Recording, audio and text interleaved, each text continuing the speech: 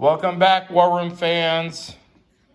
Oh yeah, the map, nothing on it. Back to my primal instincts of just theory crafting here and giving you some insight. This video I'm gonna make is gonna be an exclusive just for my subscribers. I think this is gonna give us insight over our opponents who don't watch my channel. Those gets that don't watch me, which is fine. I love everybody. But here's what we're going to talk about. Leverage oil. Now, both sides can leverage oil, but the Allies have the advantage right off the bat. Okay? So we're going to do this who, what, where, when, why. Who has oil? Venezuela. They got oil. Notice it's a standard neutral. Allies here, so they can always trade from Venezuela. Over here, who else has oil? Arabia. Those dang Saudis, they got the oil too, but notice Britain's right next to them. So there's only two countries on the entire map that can trade oil, okay? So that's the who. Those are the people that can trade oil. What? I think I'll put the what is because of how the game is set up, the Allies have the oil advantage. They can always trade for the oil right off the bat. I'm just going to keep it centered here for right now because Venezuela is the key, okay? Over there on Saudi Arabian side, well, the Axis can get into that, and I'll talk about the Axis here in a second. But the Allies are the main power that can always get oil. Where? So we got this. The only way the Axis can get oil out of Venezuela is that they have to have subs in A12. They have to have a fleet. They have no access to this unless they get a fleet in here. Because of the rules, the Axis power have to intimidate Venezuela to send them oil. So if the Axis have no access to A12 through naval power, Venezuela is cut off. Over here, Arabia, okay? The Axis #1 way to get oil is to get into the Middle East.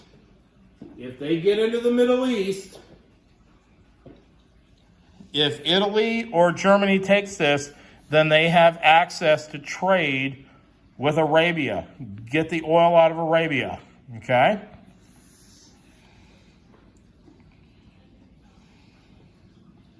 So, this is a focal point. Middle East. Germany or Italy has to get there. The ideal scenario is that Germany claims the Middle East to get the two oil, okay? And I'll explain that when we get to the why. Germany needs to take these two extra oil out of the Middle East. You can let Italy have the crumbs of Egypt, but Germany has to take the Middle East, okay?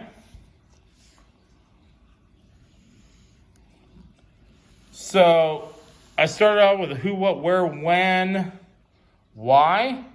Why is the biggest question of them all.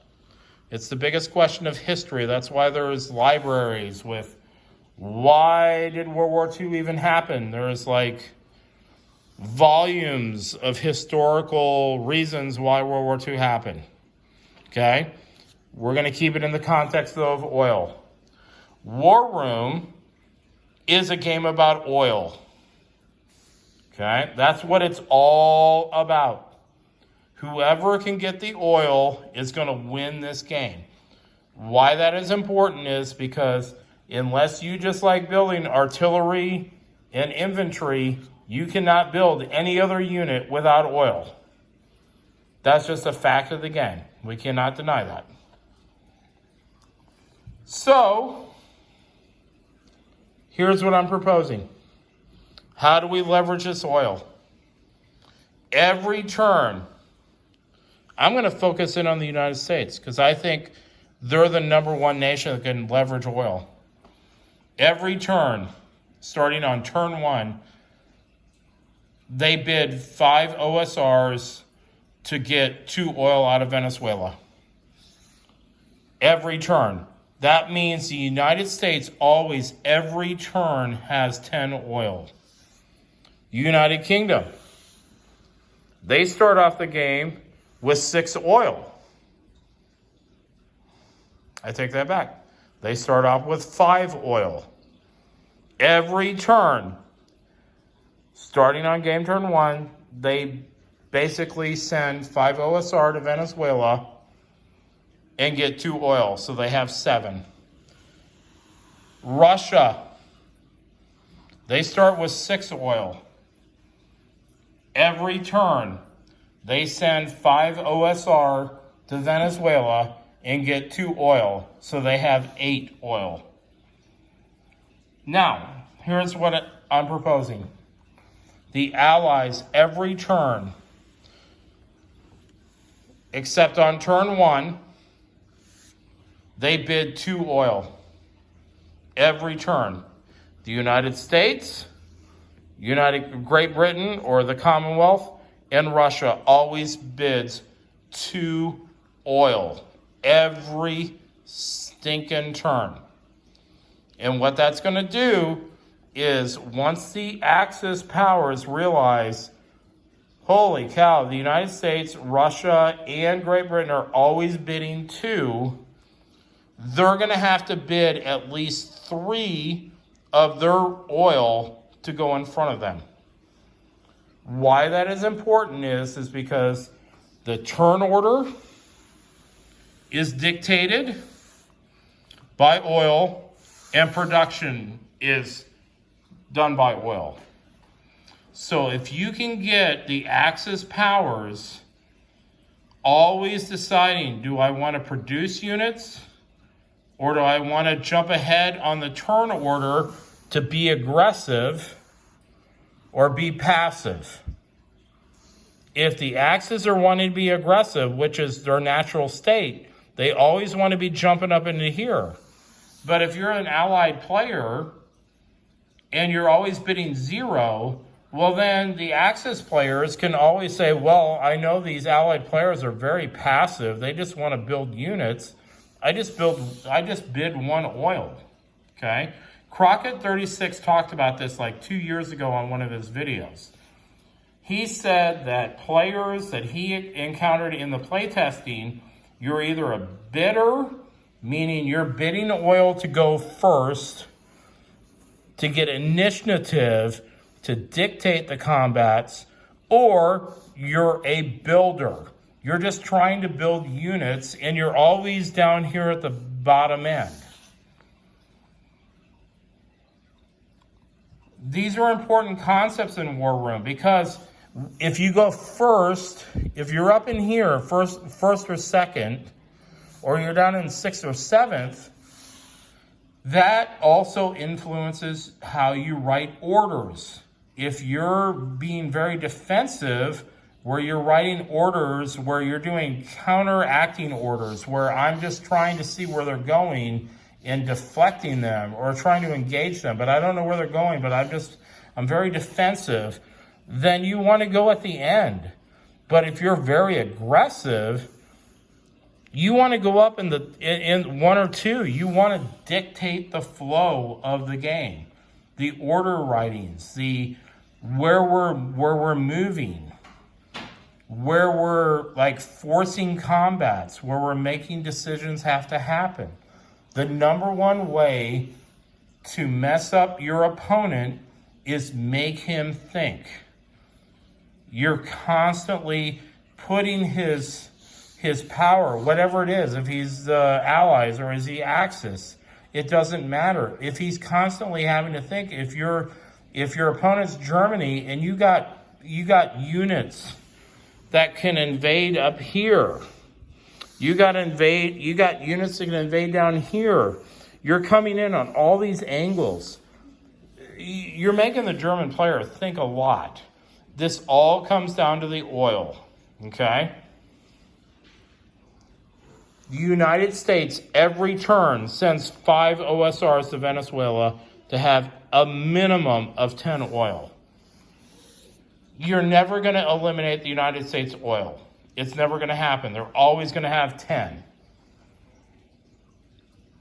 They can outbid everybody. If you ever get in a situation where the Allies have to go first, it's mission critical, like an invasion in Great Britain. But the Americans can respond to an invasion of Great Britain. But if they get to go first, it's going to screw up the entire German plan. They can always outbid Germany. And if Germany gets in a situation where, well, if we get to go first, we have a fleet in A6 or A7, and we can get into Great Britain on the invasion, I need to bid all my oil. But if the German player looks over and goes, well, America, how much oil do you got? And you go, well, I got 10. And he only has 6. Well, the American player just bid 7, and the Americans can always come in and foil any plan. Okay? Leverage the oil. Oil is, it's one of these things where sometimes moving first or second is really important. That's for people who are on offensive operations. They want to dictate the combat. They want to dictate the flow, where they're putting the guys on the lower turn order, like, well, we wrote these orders, but holy cow, they're really coming at us. So next turn, it's the following turn. It comes back to the war room mantra I've always had. 1 turn delay. If you can make a very aggressive move that puts them in a bind where you get units, let's say you get guys off the United States and they're coming down here, okay? They're down all the way down in A16. They could come in here. Holy cow, there's oil here. There's oil here. Germany's freaking out. Oh my gosh, I'm going to lose some oil. A lot of oil. Well, now you have them on the defensive. Press the advantage. Every turn, bid, basically trade 5 OSR for 2 oil. Then, on your next turn, you always bid 2 oil for turn order. That forces the Axis powers to always have to bid 3 or plus oil to get in front of the Allies. The United States can always get by with 8 oil. Russia can always get by with 6 oil. If they're always every turn bidding 5 of their OSRs to get 2 oil, and they get 2 oil from Venezuela or from Arabia, they're always having their 6 oil for production. Okay? There's a trade-off here. If you bid a lot, okay? In my first couple games I played that you guys saw, I bid like 5 of my 6 oil so I could go first. That's another dynamic of the game. You have to be paying attention to your opponents. You're going to run across opponents who never bid oil. And if you can get that, it's almost like a poker game. If you're running across players that never bid oil, then you only bid 1. The problem is if you run across opponents, though, who you don't really know what they're going to do. I mean, it could be on turn 1, the United States bids 6 oil to go first. You're like, what in the heck are they doing? Well, they're making aggressive moves against you. But they've also set it up, just like in a poker game, they've set it up that you don't know what they're going to do in the next turn. Maybe the United States bids 0 the next turn. Maybe they bid 3. Maybe they bid 2. We don't know. It's a mind game. So you have to, there's a big element of this where you have to, there's a lot of gamemanship between the players. You know, if one guy is just like, I bid 0 no matter what. I just want to build units. I want to get as many guys out on the map as I can, meaning everything above artillery. I want to get armor out. I want to get naval units out, or I want to get air out. They need oil for that. Well, leverage that against them, because if you constantly have them on their heels, I don't care if you're building an extra couple naval units or an extra couple air units. If I'm dictating the combat towards you because I'm always getting extra oil, then your opponent's going to have a hard time. It's the same thing with the Axis. Remember, the Axis start with subs out here and out here. On game turn 1, you can get subs here. If the Allies do not send naval units into A12, then at the end of the turn, the opening turn, Germany can trade with Venezuela, Italy can trade with Venezuela, and Japan can. I'm not going to get into the conversations about what we should be building with the Axis powers. I don't believe, though, that Italy needs to trade 5 OSR to Venezuela for 2 oil. They can't afford it. But Germany can, and definitely Japan can. If Japan starts off the game with 9 oil, and then if the Allies don't respond in game turn 2, and they get 9 oil, yeah, you can start leveraging that. Same thing over here, the Middle East attack. So Axis come over here in game turn 1. Let's just say they blow this whole thing up. They come in on game turn 2 into the Middle East and take the Middle East. Now, since you're adjacent to Arabia, they can trade with you. Leverage that as the Axis power. Every turn, Germany spends 5 OSR for 2 oil. It gives them extra armor. It gives them extra air. If you are into the naval power, which I think we should be with Germany, cannot ignore that, you can get extra subs. Subs are only 1 oil. So if you get next to Arabia, even if it's Italy, you can still trade. It's an Axis power. You can build 2 subs every turn, basically for 5 OSR, well, plus the cost of the subs. But you get my point. Leverage the oil. This game, if you look at it from a production standpoint, which all World War II games are, which is, well, the Allies will just eventually just crush the Axis because they don't have production. This specific game is all about oil. Oil determines initiative or turn order. Oil determines what you can build. Leverage this. So if Germany gets access in game turn 1 because they went over here to Venezuela, next thing you know, Germany's got 8 oil. If every turn on turn 2 and thereon, as long as the Allies don't stop the oil flow, Germany can then start bidding 2 every turn. Maybe one turn they bid 3. They can go first for their offensive plans into Russia. Okay? Order writing and turn order is a huge part of this game. Okay? I'm gonna make a video about writing orders. There's 2 types: defensive writing, offensive writing.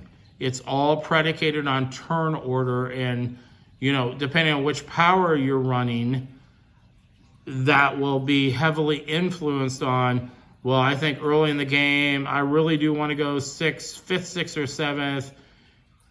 Some powers are going to go, well, no, early in the game, I want to dictate the flow of the game, the way the combats are. And what I mean by that is, let's just take a look at the Russian front.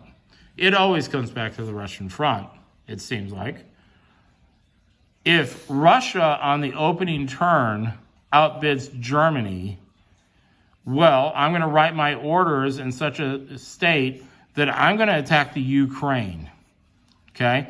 The Ukraine for Russia is imperative. Why is it imperative? Because if I get to go first on the opening turn, I send in Bryansk and Caucasus into the Ukraine. It's embattled. I don't have to take it. I would like to take it. But when you flip the Ukraine card, because it's embattled, Germany loses oil. Okay? If you can dictate to the Germans from the Russian perspective, you want to keep everything embattled. You want to attack them, embattle them, flip their cards. Whereas you go, well, no, I think on my opening turn, I just want to kind of be passive. Well, what happens if the German player comes in and attacks you? Embattles the Caucasus, embattles Bryansk. Well, you're going to lose one oil when you flip the Caucasus, and you're going to lose your iron. Okay? Plus, the fight is on your side of the map now. You got embattled territories. You're having to react to them. It's all about resources. Germany doesn't want to flip the Ukraine. They do not want this embattled. If they lose their oil, you might go, well, it's just one oil. Well, that means they only have 5 then. Okay? Same thing down here. The Allies need to pressure this. That's 2 oil. That's a third of their oil. I love the idea of coming up in here and messing with them, coming off into A3. But you know what? There's no oil up here. Yeah, messing with their iron is kind of nice. But the German player is secretly going, thank God they didn't take my oil. Because the oil is the driver. That's what makes this game work. If you're the Allied player, always go after the Axis oil whenever you can. On the European map over here, if you can threaten that oil, you take those 3 islands, Japan is toast. Okay? If you're the Allied player, oh, you got to defend this. We got to come up with some plans to defend this. Because if you knock out those 3 territories, if you're the Axis player, Britain literally has 1 oil. They're toast when it comes to the oil thing. You don't have to worry about them outbidding you.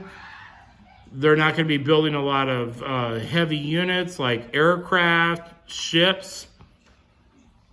They're stuck in the I can only build artillery and infantry mode. That's perfect, okay? If you're the Allied player, you can't lose this stuff, okay? Leverage the oil. It's all about Arabia. It's all about Venezuela. If you're the Allied player, every turn you're trading 5 OSR for 2 oil. If you were the Axis, get in there and start getting in on the money train, on the oil train. Okay? Talk to you guys later. Bye.